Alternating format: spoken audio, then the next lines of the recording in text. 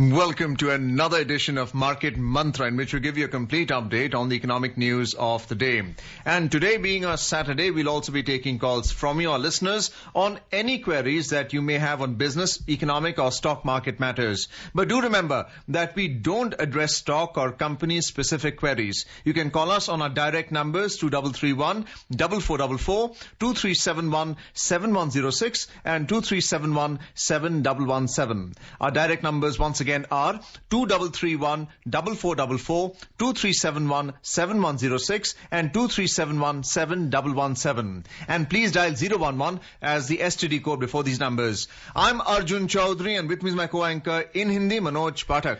नमस्कार। मार्केट मंत्र के ताजा अंक में आपका स्वागत है। आधे घंटे के इस कार्यक्रम में हमेशा की तरह हम देश और दुनिया की चुनी हुई कारोबारी, आर्थिक और शेयर बाजार से संबंधित ताजा खबरों को लेकर हाजिर हैं। आज शनिवार है और आज के दिन हमारे कार्यक्रम में आप भी हुआ करते हैं शामिल। हमसे पूछ सकते हैं अर्थनीति, कारोबार या शेयर बाजार से जुड़ा कोई भी सवाल। बस ये ख्याल रखिएगा कि हम किसी खास कंपनी या शेयर के बारे में जानकारी आपको नहीं दे सकते। हमसे सवाल पूछने के लिए डायल कीजिए 2331 4444 2371 7106 या फिर 2371 7117। हमारे साथ खबरों पर चर्चा और आपके सवालों का जवाब देने के लिए आज हमारे साथ स्टूडियो में आमंत्रित हैं आर्थिक मामलों के देश के जाने माने विशेषज्ञ शरद कोहली। शरद जी, कार्यक्रम में आपका स्वागत है। नमस्कार मनोज, नमस्कार अर्जुन और सभी श्रोताओं को मेरा होली उपरांत अभिनंदन। आइए कार्यक्रम की शुरुआत करें अंग्रेजी में हेडलाइन से, जिसे लेकर मौजूद हैं Arjun Chaudhary. The 14th India-Japan Annual Summit is currently underway. Prime Minister Narendra Modi and his Japanese counterpart Fumio Kishida are reviewing the bilateral cooperation in diverse areas.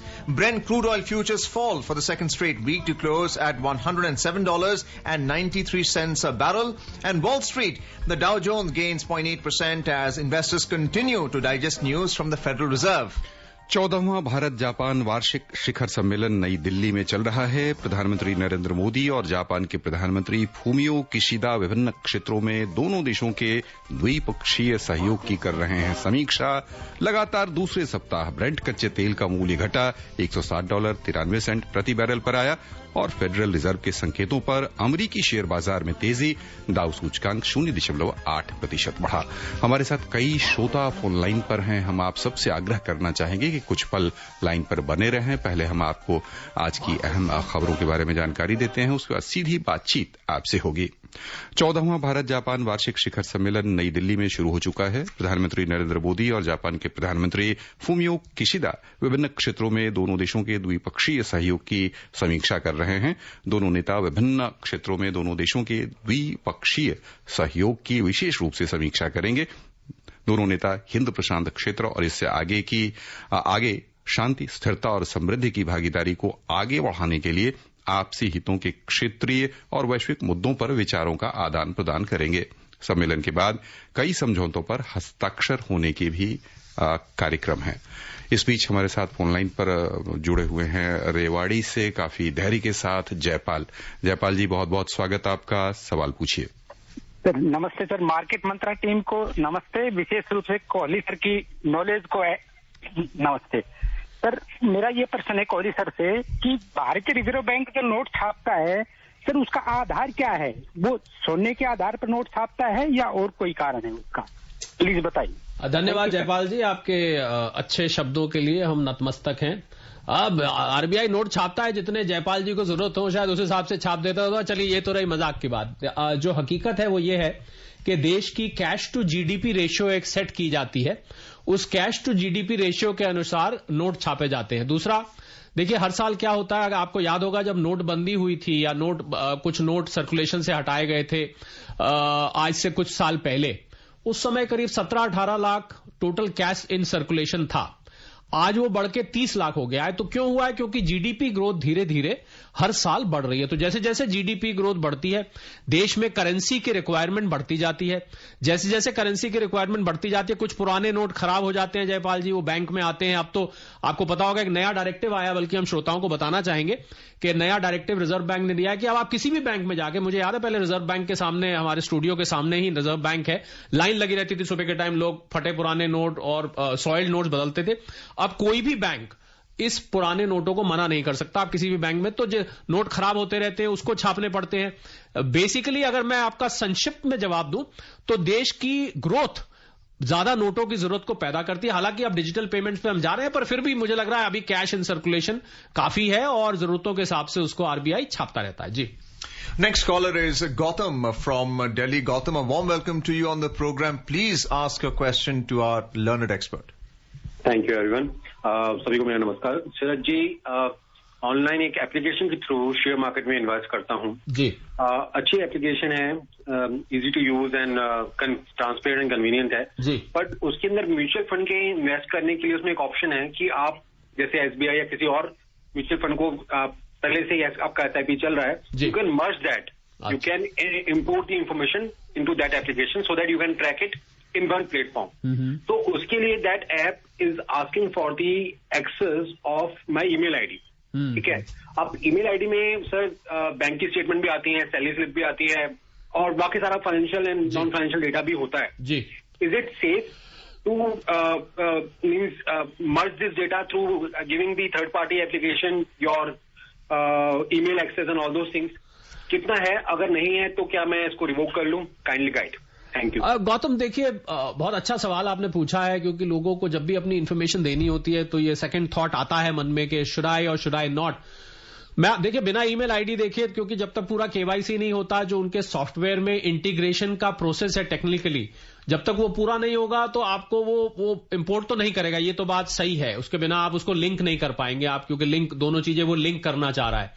पर इसमें ये देखना होगा, मैं आपको सलाह ये दूंगा, आप ईमेल आईडी बेशक दीजिए, क्योंकि ये एप्स जनरली जब आप ट्रेड कर रहे हैं, आप अभी भी तो गौतम जी ट्रेड कर रहे हैं तो बड़ा कुछ अपना आपका बैंक अकाउंट लिंक्ड होता है, आपका डीपी उससे लिंक्ड होता है, तो अभी भी कुछ कम आपने डिस्क्लोजर नहीं किया हुआ है, एक्सपोजर कह लीजिए, डिस्क्लोजर कह लीजिए, जो मर्जी कह लीजिए। मैं आपको सलाह यह दूंगा कि आप ईमेल आईडी बिल्कुल दीजिए, पर आप उसका जो पासवर्ड है, एक तो वो 2 फैक्टर ऑथेंटिकेशन उसका रखिए, और पासवर्ड कोई निहायत कॉम्प्लिकेटेड पासवर्ड उसका रखिए जिससे कि उसको कोई आसानी से हैक ना कर सके।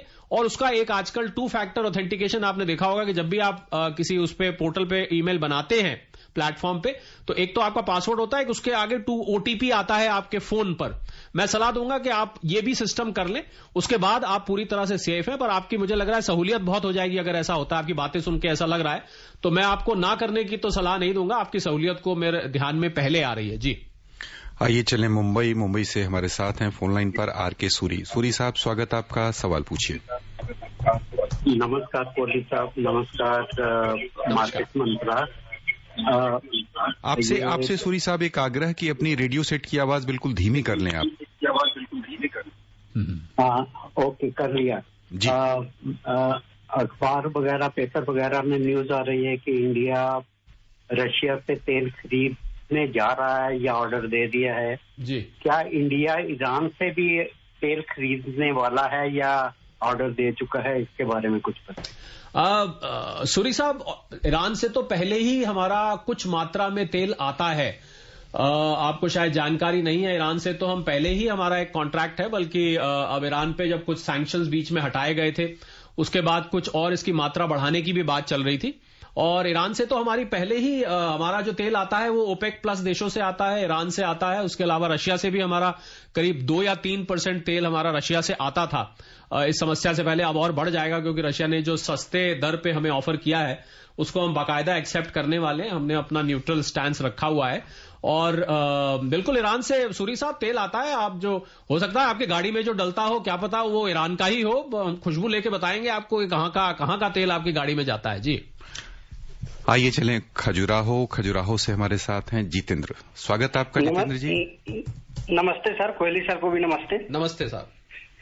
सर, अभी जो रशिया के साथ में डिस्काउंटेड क्रूड ऑयल को लेकर जो समझौता हो रहा है जी, तो उसमें बाइडेन साहब की जो धमकी आई है कि डेमोक्रेसी के लिए खतरा है, तो जिस समय हम डेमोक्रेसी मूल्यों को लेकर के दुनिया में नेतृत्व कर रहे हैं, उस समय में बाइडेन साहब का एक कमेंट हमें क्या बैकफुट में ला रहा है क्या?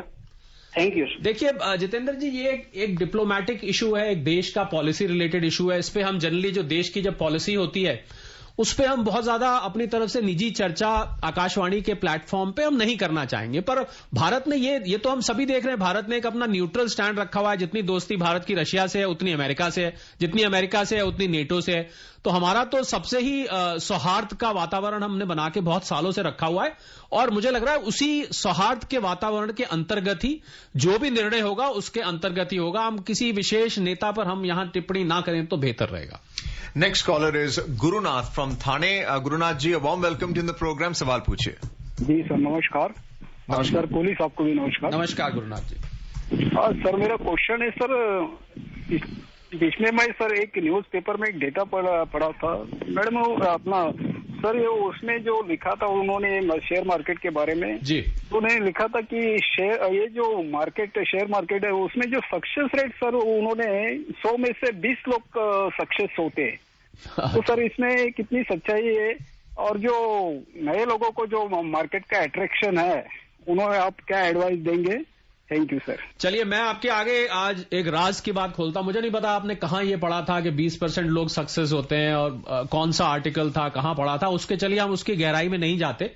मैं आपको जो अपना अनुभव रहा है और जो मार्केट के एक्सपर्ट्स हैं, हम लोग तो सुबह शाम मार्केट में डूबे रहते हैं, तो हमें जब आप डूबे रहते हैं तो आपको पूरा स्वाद उसका आता रहता है और आगे पीछे दिखता भी रहता है। देखिए जो ट्रेडर्स होते हैं गुरुनाथ जी, जो लोग, और खासकर जो लोग थोड़ा स्पेकुलेशन करते हैं, जिसको सट्टा कहते हैं, या अभी लिया 1 घंटे बाद बेच दिया, अगले दिन बेच दिया, एक्सपायरी से पहले बेच दिया, मार्केट की मूवमेंट 1-1 मिनट की ट्रैक रखी, देखिए वहां पर तो नुकसान का उतना ही चांस बना रहता है जितना प्रॉफिट का बना रहता है। बल्कि हमारे में तो ऐसा कहते हैं कि जो शॉर्ट टर्म ट्रेडर्स होते हैं वो ज्यादातर नुकसान ही देके जाते हैं, कोई कोई कमा के जाता है। पर जो लंबी अवधि के गुरुनाथ जी, मैं आपको एक बिल्कुल इसकी उल्टी बात बता देता हूं अपनी बात समाप्त करने से पहले। दुनिया के जो बड़े अमीर लोग हैं, जो टॉप के 100 लोग हैं, आपको हैरानी होगी सुन के, और भारत के जो अमीर लोग हैं आपको हैरानी होगी कि उसमें से 80-90% वो अमीर, ये नहीं कि उनके पास गाड़ियां हैं, उनके पास बहुत ज्यादा जायदाद है, उनके पास बहुत ज्यादा यॉट्स हैं, आपको हैरानी होगी उनके पास स्टॉक मार्केट के शेयर्स बहुत सारे हैं, इसीलिए वो अमीर हैं। तो ये डेटा बिल्कुल उल्टा हो जाता है। अगर आप लंबी अवधि के इन्वेस्टर्स हैं तो 80% से ज्यादा प्रॉफिट में रहते हैं। तो इसलिए गुरुनाथ जी ये धारणा मन से निकालिए, लंबी अवधि के लिए आइए। आप तो नियमित श्रोता हैं और मैं उम्मीद करता हूं आपकी, हम तो उम्मीद करेंगे सबसे अमीर लोगों में आपका नाम आए किसी ना किसी दिन। आइए लौटे हैं मुंबई से दिल्ली से हमारे साथ हैं JS सलूजा साहब, स्वागत, सवाल पूछिए। Good evening to Kohli ji and the entire team. Good evening. I have got 2 small questions. Yeah. The first one is that if his stock breaks the 200 DMA, then should we buy more or should we sell it, thinking that it is useless? Okay. Number one question. Okay. And second question is that can short-term capital gain be adjusted against the long-term capital gain, or the short-term capital gain can be adjusted against the previous year? Thank you. Okay, Saluja Saab, your first question. See, 200 DMA, we have something called technical analysis, which I'm sure you're aware of because you're quite a knowledgeable listener of Akashvani. So, my thing is that this is all covered under technical analysis. Now, daily moving averages are covered 100 DEMA, 200 DEMA, 50 DEMA. These are, Saluja Saab, parameters to measure the movement of stock and to understand the bottom and top of the stock. But let me tell you something, that DEMAs, we call them DEMAs, actually we call them DMA. These DMAs is not the only isolated parameter to measure the movement of stock by technical analysis. There are a lot of other things, Saluja Saab, which are measured. This is just one of the parameter. So therefore my advice to you is that don't just measure on DMA. If you are fond of technical analysis, please do a comprehensive technical analysis before taking a decision to buy or sell the stock. Your next question was regarding short-term capital gains and long-term capital gains. See, short-term capital gains, both can be carried forward. Both can be set off against each other. Against short-term capital gain, you can set off long-term capital gain. But vice versa is not true. And the reason is because the tax rate for the two are different. Short-term capital gains are taxed. If it is stocks, they are taxed at 15%. Whereas long-term is at 10%. So because of the difference in the tax rate, trade, the vice versa is not true, but you can carry forward the loss of both to be set off against both. I hope I have clarified. If there is a doubt, please do come back next week. I'll be very happy to clarify. Next caller is Satish from Delhi. A warm welcome to you on the program, Satish. Please ask your question to expert. Kohli Saab, good evening, sir. My question is, when we invest in cryptocurrency, where this money goes? I mean, whatever we invest, उस पैसे किसको beneficiary कौन है, किसको मिलता है? सतीश साहब, आपके सवाल में ही आपका जवाब छुपा है. फंड में कमरसाम है वो शेयर्स वापस लेने का, उसका बेस्ट सोल्यूशन क्या है सर? इनका दूसरा सवाल. Satish, if you could repeat the second part, जो दूसरा सवाल है वो दोबारा पूछिए please. Sir, investor education fund में जो शेयर वापस लेने का अच्छा ठीक है. सिस्टम में जाते ही वो मुझे लग रहा है इनका कनेक्शन शायद नेटवर्क प्रॉब्लम है. इनका पहला सवाल था क्रिप्टो के पैसे कहां जाते हैं. जी हां, ये अगर आज तक पता लग जाए कि क्रिप्टो के पैसे कहां जाते हैं तो फिर तो क्रिप्टो पे इतनी चर्चा जो भारत सरकार कर रही है उसको करने की जरूरत ही ना पड़े. यही तो प्रॉब्लम है कि क्रिप्टो करेंसीज की इंट्रिंसिक वैल्यू कुछ नहीं होती है. ये सिर्फ डिमांड और सप्लाई पे इनकी प्राइसेस चलती हैं. बल्कि मैं और अगर गहराई में जाऊं तो खाली खबरों पे प्राइसेस चलती हैं. आज उस देश ने एक्सेप्ट किया, प्राइस बढ़ गई. आज किसी देश ने बैन किया, प्राइस घट गई. आज किसी अमीर आदमी ने क्रिप्टो करेंसी का नाम ले लिया, प्राइस चढ़ गई. तो इसकी कोई सतीश जी इंट्रिंसिक वैल्यू नहीं होती है. मैं आपको सलाह ये दूंगा, आप मार्केट मंत्रा के हम जितने भी श्रोता हैं, हम तो उनके शुभ चिंतक हैं, वेल विशर्स हैं, तो मैं सलाह दूंगा जब तक भारत सरकार इस पे पूरे नियम नहीं बनाती है, नियमावली नहीं आती है, रूल्स एंड रेगुलेशंस नहीं आते, तब तक के लिए क्रिप्टो करेंसी से दूर रहिए. बहुत ज्यादा स्पेकुलेटिव है, कोई इसकी वैल्यू, इसके अंदर सब्सटैंशिएटेड वैल्यू नहीं है. दूसरा आपने पूछा इन्वेस्टर एजुकेशन का, जो प्रश्न पूरा हम नहीं सुन पाए, पर बिल्कुल उसके लिए ऑनलाइन एक प्रोसीजर है. आप फॉर्म भरिए, फॉर्म भर के जो आपने क्लेम करना है वो उसको करीब 8 से 12 हफ्ते आजकल लग रहे हैं, जो मुझे आखिरी जानकारी आई है, इस पैसे को रिकवर करने. इत्तेफाक से जहां हम बैठे हैं, हमारे बिल्कुल अक्रॉस द रोड इसका ऑफिस है इन्वेस्टर एजुकेशन फंड का. आपको कोई समस्या और आप दिल्ली में है तो आप पार्लियामेंट स्ट्रीट आइए, वहां पर आपको बाकायदा एक पीआर भी बैठते हैं, वो आपको अटेंड करेंगे और आपका समस्या का तुरंत समाधान किया जाएगा. बाकी ऑनलाइन भी आप इसको कर सकते हैं.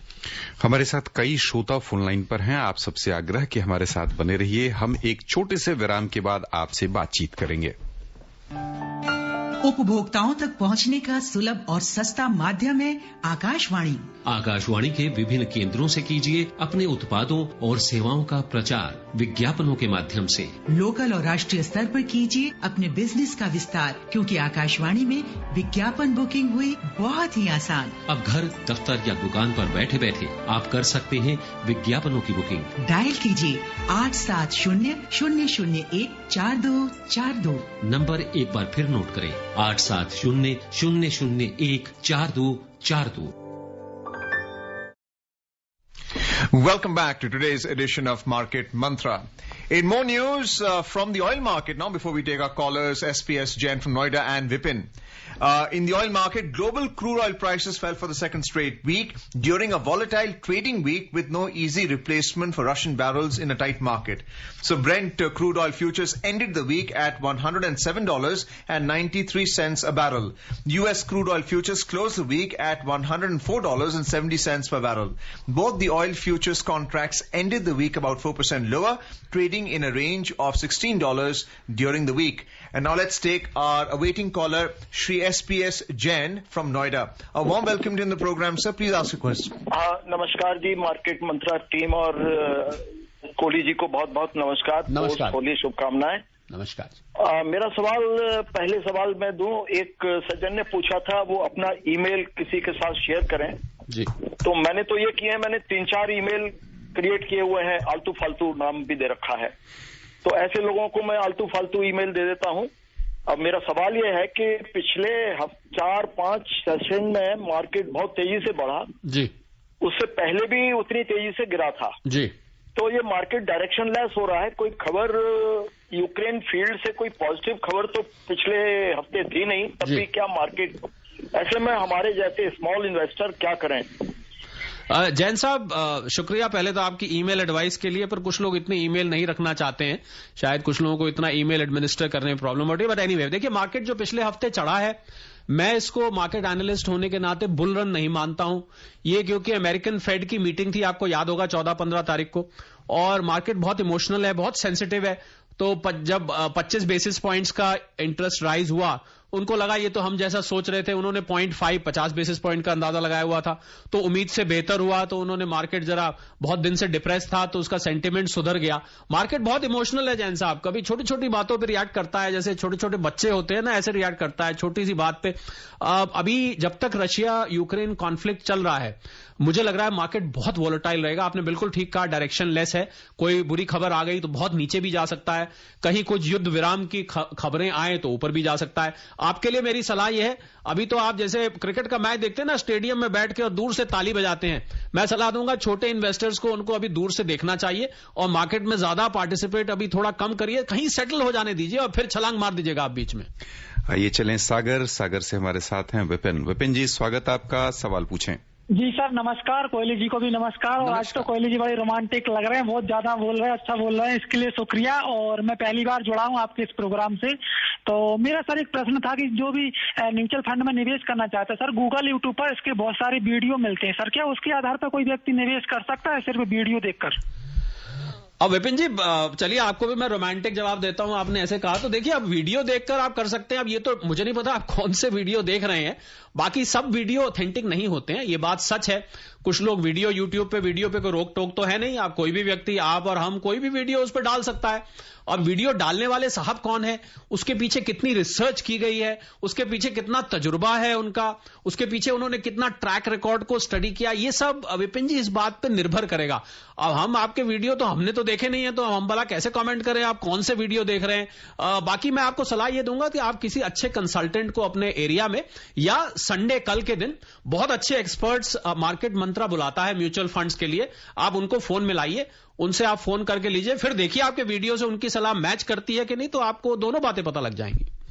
Next caller is Saket from Kanpur. Saket ji, a warm welcome to you in the program. Please ask your question to our expert.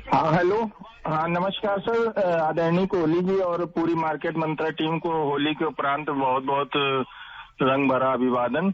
मेरा प्रश्न सर से है कि अभी निकट भविष्य में मार्केट की दिशा किस तरफ देख रहे हैं सर, और लॉन्ग टर्म इन्वेस्टर के लिए तो हमेशा ही मार्केट अच्छा है जी, तो कोई सर एक आधा म्यूचुअल फंड के लिए वैसे अलग प्रोग्राम है, अगर नाम बता सकते हैं तो सर बहुत बहुत धन्यवाद। साकेत जी आपको भी होली की रंग भरी शुभकामनाएं। देखिए मार्केट थोड़ा डायरेक्शनलेस है, मार्केट बहुत इस समय बहुत सेंसिटिव मोड पर खड़ा हुआ है। अभी आपसे पहले कॉलर जैन साहब ने भी यही बात पूछी थी, क्योंकि अभी जब तक ये जो इंटरनेशनल जियोपॉलिटिकल टेंशन बनी हुई है, जब तक ये सेटल नहीं होती, मैं मार्केट को वाकई बहुत डायरेक्शनलेस बल्कि डायरेक्शनलेस क्या, अभी तो एक गेम होता है, यो बोलते हैं उसको, वो क्या होता है, ऊपर नीचे होता रहता है। आप देख रहे हैं पिछले 4-5 दिन से ऊपर जाना शुरू हो गया, उससे पहले नीचे जा रहा था, फिर कुछ पता नहीं 2-3 दिन में नीचे हो जाए ऊपर हो जाए। तो मैं समझता हूं मार्केट बहुत वॉलेटाइल रहेगा, और इस समय छोटे निवेशकों को जो बहुत ड्रिबलिंग नहीं करनी चाहिए, मतलब बहुत ज्यादा खरीद बेच नहीं करनी चाहिए। आपने बिल्कुल जो लंबे इन्वेस्टर वाली आपने बात करी ना, वो बहुत काम की बात करी साकेत जी, तो आप उसी बात पे बने रहिए जी। दिल्ली से हमारे साथ हैं धर्मवीर, स्वागत आपका धर्मवीर जी, सवाल पूछें। आप जुड़ चुके हैं धर्मवीर जी, स्वागत आपका, सवाल पूछिए। सर नमस्कार। नमस्कार सूरज जी नमस्कार। जैसे कि काफी तादाद में हिंदुस्तान में लोग बैंकों के थ्रू अपना पैसा स्कीम लगाते हैं जी, तो ऐसा दूसरा जरिया है जो आसान जरिया है, जैसे आसान जरिए के थ्रू ही बैंकों में और पोस्ट ऑफिस में पैसा लगाते हैं। तो शेयर मार्केट में पैसा लगाने के लिए उन लोगों को ऐसा कोई सरल तरीका शेयर मार्केट में जाने का कोई रास्ता, या मार्केट में एक्सपर्ट आप जैसे एक्सपर्ट से मिलने का मौका, जिनके थ्रू वो उनकी जानकारी लें और म्यूचुअल फंड में भी शेयर मार्केट में पैसा लगाते हैं? जी हाँ धर्मवीर जी, आपने खुद ही आखिर में आके अपना जवाब कुछ दे दिया। म्यूचुअल फंड्स बहुत अच्छा जरिया है, बजाय सीधा मार्केट का एक्सपोजर बहुत लोग नहीं लेते हैं। जो लोग नए आए होते हैं, जिनकी रिस्क एपेटाइट कम होती है, जोखिम लेने की क्षमता कम होती है, तो वो लोग फिर म्यूचुअल फंड के थ्रू आते हैं। आप संडे को कल ही बल्कि म्यूचुअल फंड के एक्सपर्ट्स आते हैं, आप उनको फोन करिए। जो बैंकिंग से रिलेटेड जो डेडिकेटेड म्यूचुअल फंड्स हैं, जो फाइनेंशियल सर्विसेज और बैंकिंग पे फोकस करते हैं, आपको वो सलाह दी जाएगी, आप उसके थ्रू मार्केट में निवेश करें। बहुत अच्छा आपने सोचा है, ये बहुत ही प्रैग्मेटिक हम लोग बोलते हैं थॉट है कि सीधा मार्केट ना लेके कोई कम जोखिम वाला एरिया ले। बहुत अच्छा थॉट है, थैंक यू। दिल्ली से RS दहिया साहब, स्वागत आपका, सवाल पूछिए। नमस्कार जी नमस्ते। अपना रेडियो सेट की आवाज धीमी कर लें जी, अपने रेडियो ट्रांजिस्टर की आवाज बिल्कुल धीमी कर लीजिए। ओके। अच्छा सर, कोहली जी से मेरा क्वेश्चन है, 2 क्वेश्चन छोटे छोटे जी। One is that if an investor sells, let's say, shares or mutual fund scheme worth about say 3 lakh and there is a 2 lakh rupees capital gain, and if he invests full 3 lakh rupees in another scheme, or he sells some shares and reinvests in another company share with the full amount, will he still be paying capital gain tax? And the second question is, are India's worries about increasing oil prices over, or we still got fears of, petrol prices increasing 15-20 rupees a liter? Daya Saab, your first question regarding the mutual funds. Unfortunately, when you sell mutual funds and you have long-term or short-term capital gain, they will not get offset if you simply buy another mutual fund or buy another share. There is no provision. There is a provision. I remember section 54, 54EC, 54F, 54B. None of these sections give you a benefit of buying a share against a share or mutual fund against mutual fund. What you can do is against capital gain earned on mutual fund or shares, you can buy a house property. There is a section called section 54F. You will get a benefit under that. Or you can invest in specified security, but that is also for house property. So there is no such provision, from share to share or mutual fund to mutual fund. Your second question is oil prices. Well, I think the government of India has been very, very pragmatic. They have not passed on the additional load. The oil marketing companies have been absorbing the under recovery of the increased oil prices, which is good for consumers. And I think if we are able to manage this cheaper crude from Russia, I think the prices may not rise as was being apprehended earlier. Let's have a look at the US stock market now before we take our last and final caller, Amit from Ghaziabad. Rising for the 5th straight day, the Dow Jones Industrial Average climbed 274 points, or 0.8%, to end at 34,755.